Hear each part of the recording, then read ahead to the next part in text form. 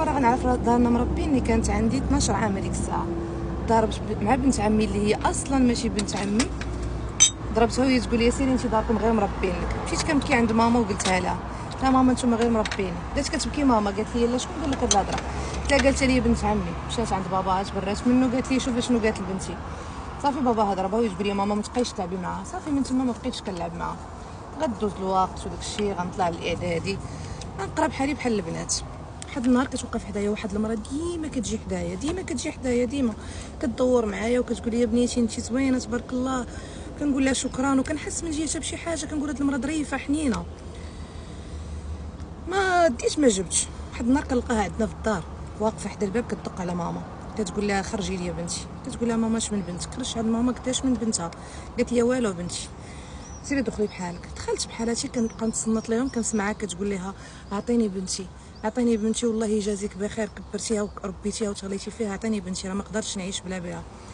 خرجت وانا نقول لهم كيفاش عطيني بنتي، وهي تقول لي يا ماما لا والو بنيتي صافي دخلي. قلت لها ما غندخلش خاصني نعرف هذا الشيء. واقيلا بهضرت بنت عمي اللي قالت لي ملي كنت صغيره بصح، وهي تنقز المراه وتقول لي يا بنتي راه انا هي ماما كان هي اللي والداك. طحت بديت كنبكي كنقول ماما قولي لي كيفاش. ماما مسكينه كتبكي وكتقول لي ما تبكيش يا بنتي ما تبكيش، راه انا اللي ربيتك، راه الام هي اللي كتربي ماشي هي اللي كتولد. قلت لهم شرحوا لي بغيت نفهم كيفاش. صافي هي تعاود لي المراه قالت لي شوفي يا بنتي انا راني ولدتك وما قديتش نبقى معاك، وخواتي كانوا صعاب وما يقدروش يخليوك عندي، وغادي يعودوا غير قاتلينك ولا قاتليني، عطيتك لهاد الناس ربوك. بقيت كنبكي. ماما كتقول لي يا بنتي ما تبكيش، هذه هي القصه الحقيقيه وانا ما بغيتش نضرك ملي كنتي باقا صغيره. كتقول لها علاش دابا انا ما تضريتش؟ انا دابا راه تضريت، واش كيسحب لكم انا كبرت؟ صافي دخلت بحالاتي بقيت كنبكي، ما بقيتش بغيت نمشي للمدرسه لا حتى حاجه. ماما كتدخل عندي كتقول لي يا بنتي غير خرجي تقراي ما تضيعيش مستقبلك، الناس قبل منك واقع عليهم هاد القصه. والو ما بغيتش نتقبل الوضع.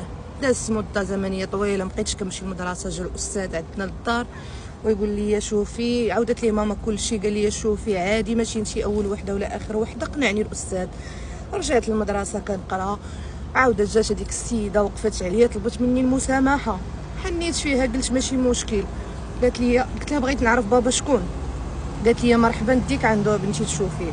جيت عند ماما قلت لها ماما راه غنمشي مع ديك السيده اللي والداني، باقا لي حد الساعه ما مقبلاش الفكره. قلت لها غنمشي مع ديك السيده اللي والداني، غنمشيو غنشوفوا بابا. قالت لي يا بنتي خليك، اش بغيتي ديري بالماضي خليك، عيشي حياتك، واش ضريناك واش ربيناك شي معامله اخرى خارجه على زعما خوتك ولا شي حاجه. ما بغيتش نتقبل الواقع. ايوا صافي هذيك شدينا الطريق انا وديك السيده، خدينا طاكسي ركبنا لمدينه اخرى، مشينا كنشوفوا السيد خدام في واحد الشركه زوينه، لبس نقي زوين، طوموبيل زوينه. الاب ديالي صراحه انسان زوين باين عليه خلق في وجهه. انا لحد الساعه ما عارفه شكون اللي ظالم شكون اللي مظلوم صراحه باش ما نكذبش عليكم. وهي توقف عليه قالت لي السلام، خنزر فيها قال لها السلام. وهي تقول لي بنتك، ويقول لها شكون بنتي؟ وهي تقول ليه بنتك ما تنكرهاش وما تضرهاش.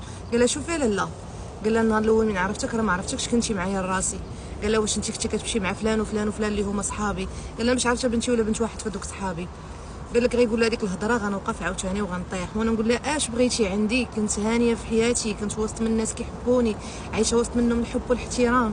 جيتي خربقتي لي حياتي وخليتي لي نعرف راسي ماشي تا بنت الحرام، بنت 10 حشومه. قالت لها لك حشومه. صافي هزيت راسي توضرت في هذيك المدينه، ما عاودتش رجعت عند امي اللي والداني كتعيط لي اللي مربياني، كتعيط لي كتقول لي جي يا بنتي جي يا بنتي ما تضيعيش حياتك. حيدت هذاك التليفون، حيدت هذيك النمره، نسيت هذيك الحياه، شردت تما وسط من الناس اللي في هذيك المدينه ما تنعرف فيهم حتى شي واحد.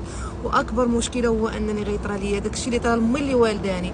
حتى انا دز مع رجال في الستة، انا ضعت وولدت انا وليد، وداك الوليد حتى هو دابا ها هو معايا.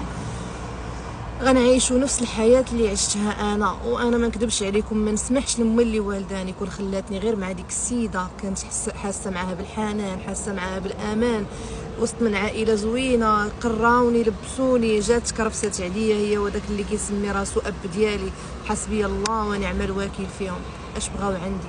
اش بغات عندي امي اللي والداني؟ اشنو استفدت دابا زعما الا جات عندي من ورا 15 عام غادا تجي عندي غتقول لي انا بنتك؟ غنقول لها واخا خليني غير هانيه في حياتي مع الناس. اشنو درت لك انا؟ شنو درت لك؟ خليني غير يكبروني ويربيوني وكون راني دابا وصلت كاع ما نولد هاد الوليد هذا وما نكونش انا ضحيه. حسبي الله ونعم الوكيل. هادشي اللي كاين الخوت. ودابا المشكله هي ان هذيك السيده اللي رباتني باغا تردني، ولكن الاب ما قدرش وسط من العائله، وسط من خوتو، وسط من الجيران، ما تقبلهاش، قال لها ما نردوهاش. واش كيبان لكم هذا زعما كاينه ان الام تا تخلي بنتها تكبر ولا ولدها يكبر عاد تجي تقلب عليه؟ راه ما يمكنش، ما يمكنش. الإخوة نتمنى تاخذوا عبرة من هذه القصة اللي سمعت، وهذه القصة اللي فيها واحد الفائدة كبيرة. الإخوة الهدف ديالنا الإخوان هو نشر الفائدة ومحاربة التفاهة، وكنشكر جميع اللي كيشجعوني وكيتابعوا هذه القناة اللي مستمرة بالدعم ديالكم. ما تنساوش تشاركوا معنا الرأي ديالكم في التعليق. نتلاقاو اخوتي الفيديو الجاي، وتحياتي لكم.